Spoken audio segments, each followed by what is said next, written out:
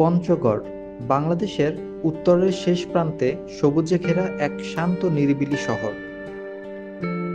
ইতিহাস আর প্রকৃতির অপার সৌন্দর্যে ভরপুর এ জেলা, যার প্রতিটি কোণে ছড়িয়ে আছে শত বছরের প্রত্নতাত্ত্বিক গল্প। এটাই বাংলাদেশের একমাত্র জেলা যেখান থেকে শীতকালে দেখা মেলে হিমালয়ের কাঞ্চনজঙ্ঘার। আর তাই তো অনেকে পঞ্চগড়কে ভালোবেসে বলে হিমালয় কন্যা। এই ভ্রমণে আমরা ঘুরে দেখব পঞ্চগড়ের দর্শনীয় স্থান ও ইতিহাস ও প্রকৃতির অনন্য রূপ। চলুন শুরু করা যাক আজকের পঞ্চগড় ভ্রমণ গল্প।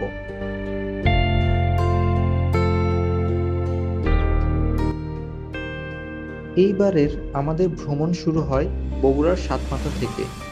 আর এইবারের ভ্রমণটা ছিল আরও স্পেশাল, কারণ আমার পুরো পরিবার ছিল সাথে। সকাল 7টায় বাসে করে আমরা রওনা দিই পঞ্চগড়ের উদ্দেশ্যে। পিচ ঢালা সুন্দর রাস্তা, সবুজে ঘেরা প্রকৃতির মাঝে আমরা এগিয়ে যেতে থাকি হিমালয় কন্যা পঞ্চগড়ের পথে। বলে রাখা ভালো, পঞ্চগড় আমার নানা বাড়ি। প্রায় 6 বছর পর আমরা সবাই মিলে পঞ্চগড় বেড়াতে যাচ্ছি। আমার শৈশবের অনেক সুন্দর মুহূর্ত এই পঞ্চগড়েই রয়েছে।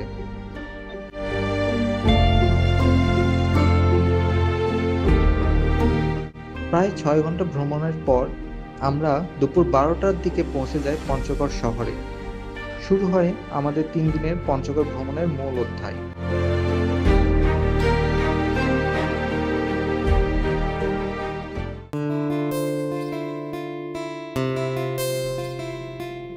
পঞ্চগড় পৌঁছানোর পরে প্রথমে আমার এক কাজিনের বাসায় যাই আমরা।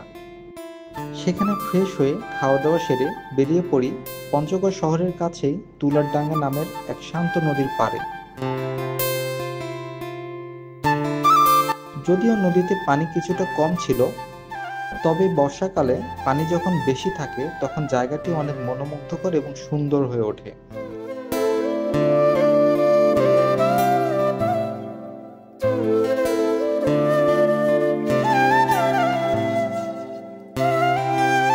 বিকেলের অনেকটা সময় আমরা এখানেই কাটাই, ছবি তুলি, হাঁটাহাঁটি করি আর প্রকৃতির সৌন্দর্য উপভোগ করি।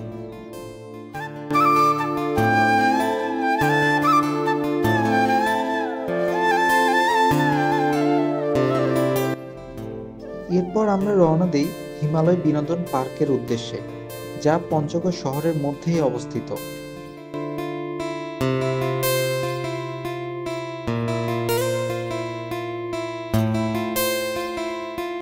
জনপ্রতি 50 টাকার টিকিট কেটে আমরা ঢুকে পড়ি সাজানো গোছানো এই পার্কে।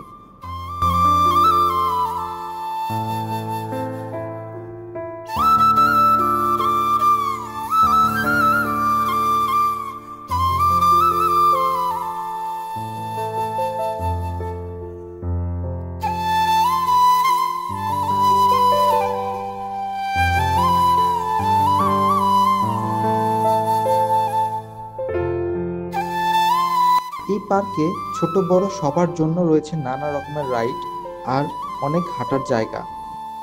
এক কথায় পরিবারের সবার জন্য এটি একটি পারফেক্ট স্পট।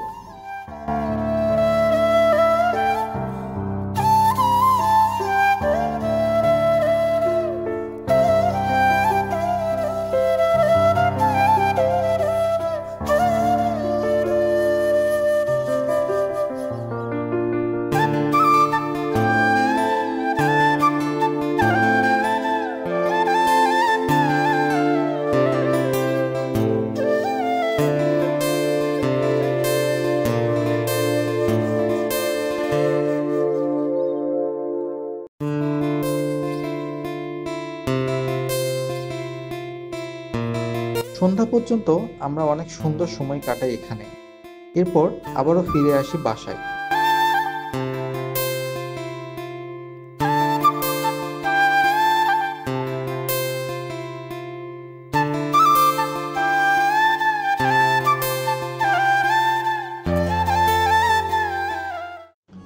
ভ্রমণের দ্বিতীয় দিন সকালে ঘুম থেকে উঠে ফ্রেশ হয়ে আমরা রওনা দিই আমাদের প্রথম গন্তব্য আনন্দধারা ও কাজী অ্যান্ড কাজী টি স্টেট দেখার উদ্দেশ্যে।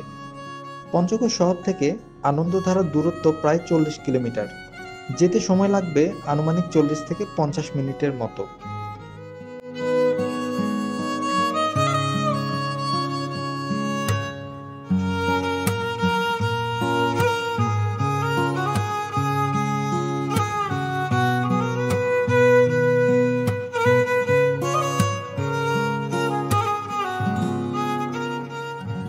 রাস্তাঘাটের দুপাশে ছড়িয়ে থাকা বিস্তীর্ণ চা বাগান আর সবুজ প্রকৃতি পুরো পথটাকে আলাদা মাত্রা যোগ করেছে।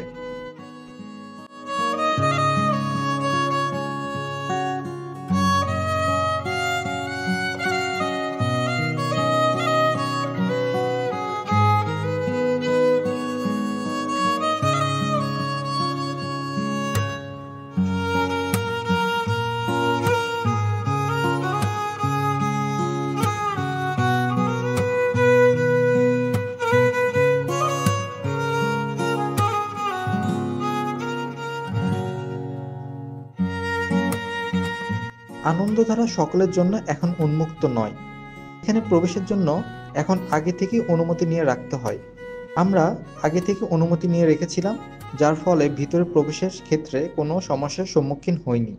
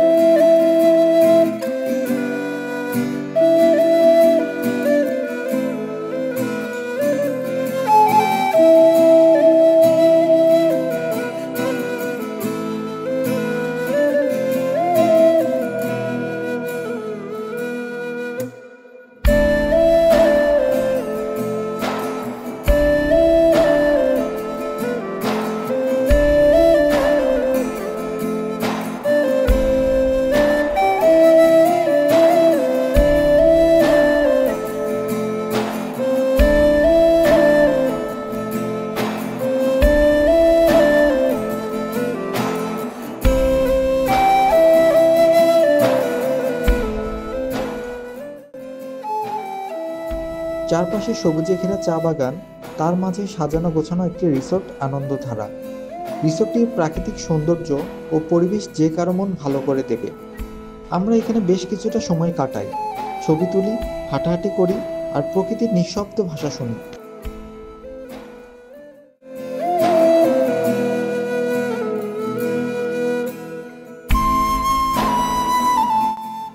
রিসোর্ট থেকে বের হয়েই আমরা রওনা দেই এর পাশেই অবস্থিত কাজী অ্যান্ড কাজী টি গার্ডেনের উদ্দেশ্যে। এখানকার চা বাগানের সৌন্দর্য একেবারে আলাদা। সমতলের উপর বিস্তৃত এ চা বাগান পর্যটকদের কাছে এক বাড়তি আকর্ষণ। চা বাগানে আমরা বেশ কিছুটা সময় কাটাই আর মন ভরে নেই প্রকৃতির শীতলতা ও সবুজ প্রশান্তি।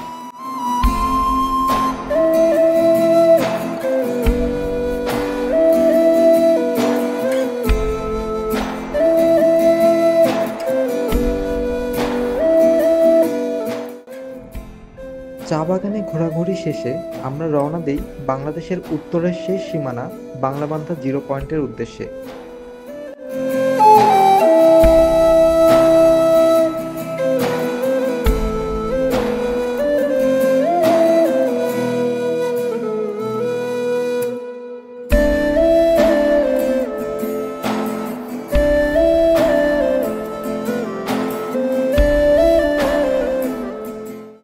প্রায় 30 মিনিটের ভ্রমণ শেষে আমরা পৌঁছে যাই বাংলাবান্ধায়।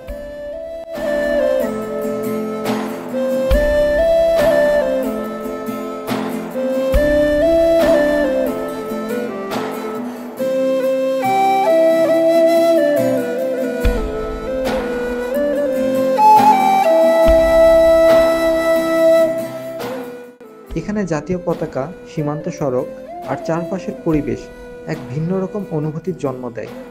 আমরা বেশ কিছুক্ষণ সময় এখানে কাটাই আর বাংলাদেশের এক অনন্য প্রান্তিক সৌন্দর্য উপভোগ করি।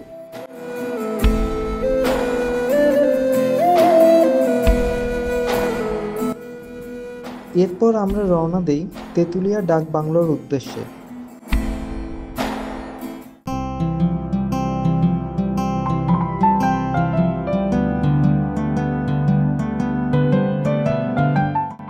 ইতিহাস আর প্রকৃতির অপূর্ব এক মেলবন্ধন এই ডাক বাংলোটি। পাহাড়ের পাদদেশে চা বাগানের মাঝে দাঁড়িয়ে থাকা এই প্রাচীন ভবনটি ব্রিটিশ আমলের স্মৃতি বহন করে। এখান থেকে কাঞ্চনজঙ্ঘার ঝাপসা ছায়া দেখা যায়, বিশেষ করে শীতের সকালে।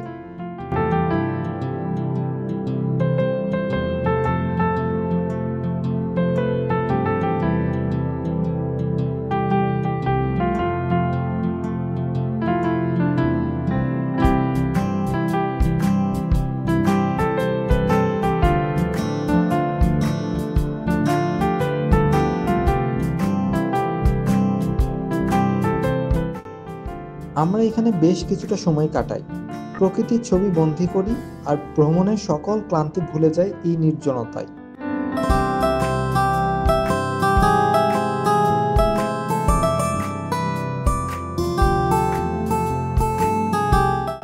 তেঁতুলিয়া ডাক বাংলো থেকে দুপুরের খাবার শেষ করে বাংলোর পাশেই একটি চা বাগানে যাই আমরা। সেখানে কিছুটা সময় বিশ্রাম নেই।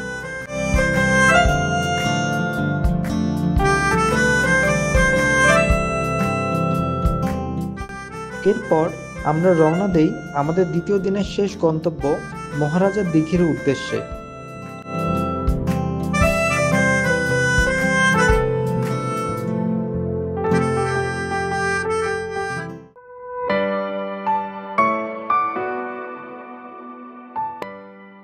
মহারাজের দিঘি পঞ্চগড় সদর থেকে প্রায় 15 কিলোমিটার দূরে। এটি একটি প্রাচীন দিঘি, যার আয়তন দৈর্ঘ্যে 2400 ফুট এবং প্রস্থে 1200 ফুট। এর পানির গভীরতা প্রায় 45 ফুট।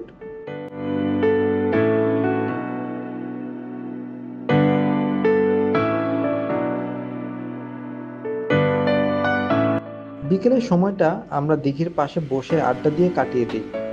সন্ধ্যার কিছু পূর্বে আমরা রওনা দেই বাসার উদ্দেশ্যে। শেষ হয় আমাদের দ্বিতীয় দিনের ভ্রমণ গল্প।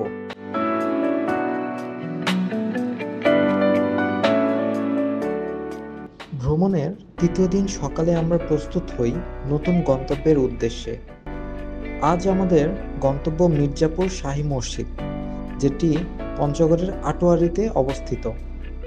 পঞ্চগড় শহর থেকে প্রায় 16 কিলোমিটার দূরে অবস্থিত এই ঐতিহাসিক মসজিদটি যেতে সময় লাগে আনুমানিক 30 মিনিটের মতো। আমরা অটোরিকশায় চেপে রওনা দেই এই ঐতিহাসিক নিদর্শনের খোঁজে।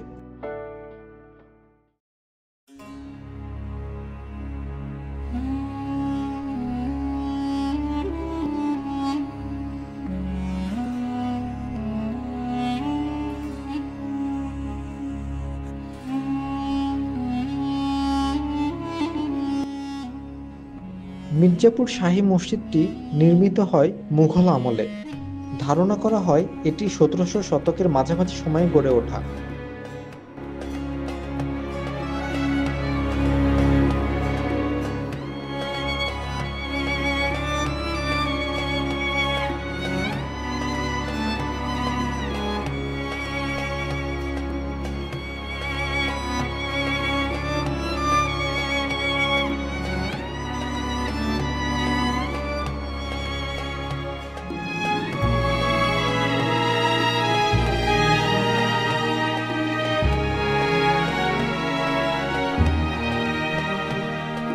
তিন গম্বুজ বিশিষ্ট এই মসজিদটি স্থাপত্য শৈলী সত্যি চোখে পড়ার মতো। আমরা মসজিদের চারপাশে ঘুরে দেখি, কিছু সময় শান্তভাবে বসি, ছবি তুলি আর অনুভব করি শত বছরের প্রাচীন নিঃশব্দ ইতিহাসকে।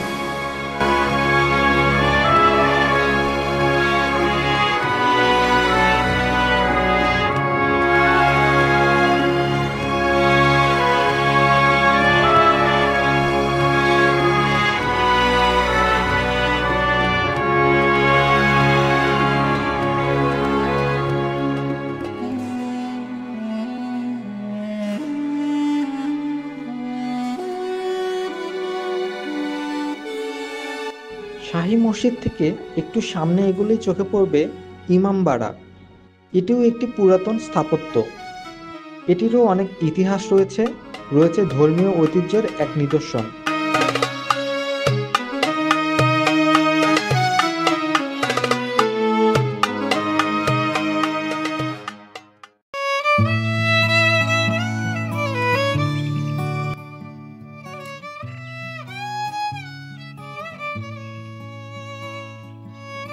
শাহী মসজিদ এবং ইমামবাড়া ঘুরে আমরা রওনা দিই পঞ্চগড় শহরের উদ্দেশ্যে।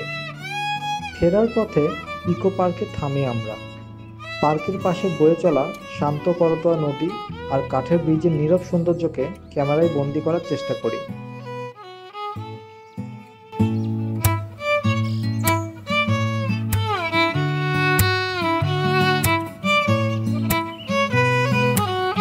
ইকো পার্ক থেকে ফিরে আমরা চলে যাই পঞ্চগড় শহরের কেন্দ্রেই অবস্থিত এক ব্যতিক্রমধর্মী জাদুঘরে।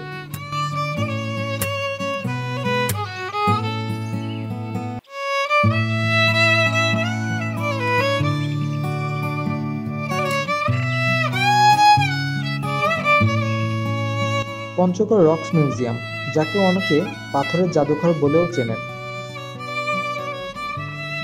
এটি বাংলাদেশের প্রথম এবং একমাত্র পাথর ভিত্তিক জাদুঘর। এখানে সংরক্ষিত আছে পঞ্চগড় জেলার বিভিন্ন স্থান থেকে সংগ্রহ করা হাজার হাজার বছরের পুরনো পাথর, মাটি ও প্রত্নতাত্ত্বিক নিদর্শন।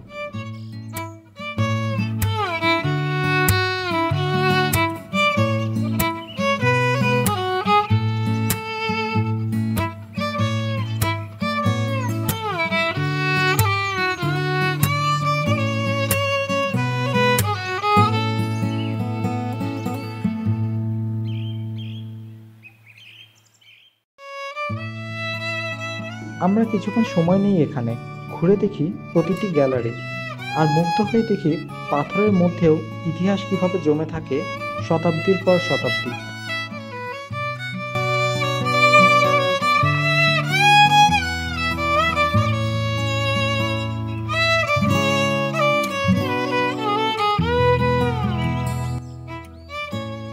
রক্স মিউজিয়াম থেকে বাসায় ফিরে কিছুটা সময় বিশ্রাম নিয়ে বিকেলে আবার বেরিয়ে পড়ি পঞ্চগড় শহর ঘুরে বেড়াতে।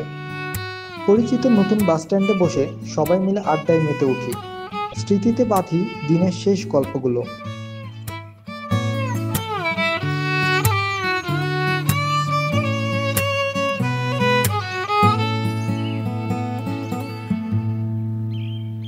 এবার ঘরে ফেরার পালা। পরদিন সকালে আমরা রওনা হই পঞ্চগড় রেলওয়ে স্টেশনের উদ্দেশ্যে। সকালে দ্রুতযান ট্রেনে শুরু হবে আমাদের যাত্রা। আমাদের গন্তব্য আক্কেলপুর রেলওয়ে স্টেশন।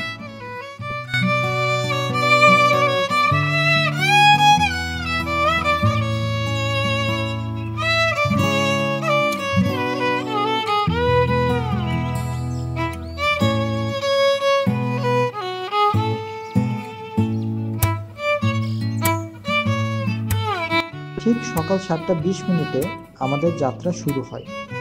তুমি যাও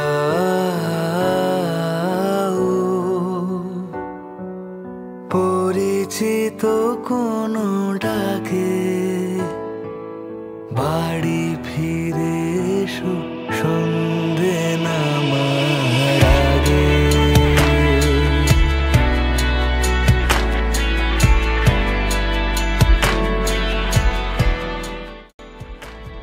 আমরা ট্রেনের জানালার ধারে চেপে বসি। চোখে ভাসে পুরনো ভ্রমণের স্মৃতি। প্রাকৃতিক দৃশ্যপটের মাঝ দিয়ে এগিয়ে চলে আমাদের ট্রেন।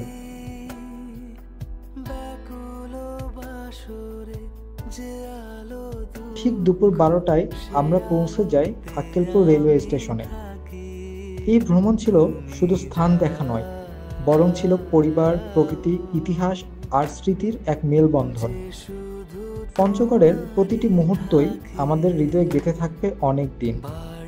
আবারও দেখা হবে, হয়তো নতুন পথে, নতুন অভিজ্ঞতায়। এই ছিল আমাদের 3 দিনের পঞ্চগড় ভ্রমণ গল্প।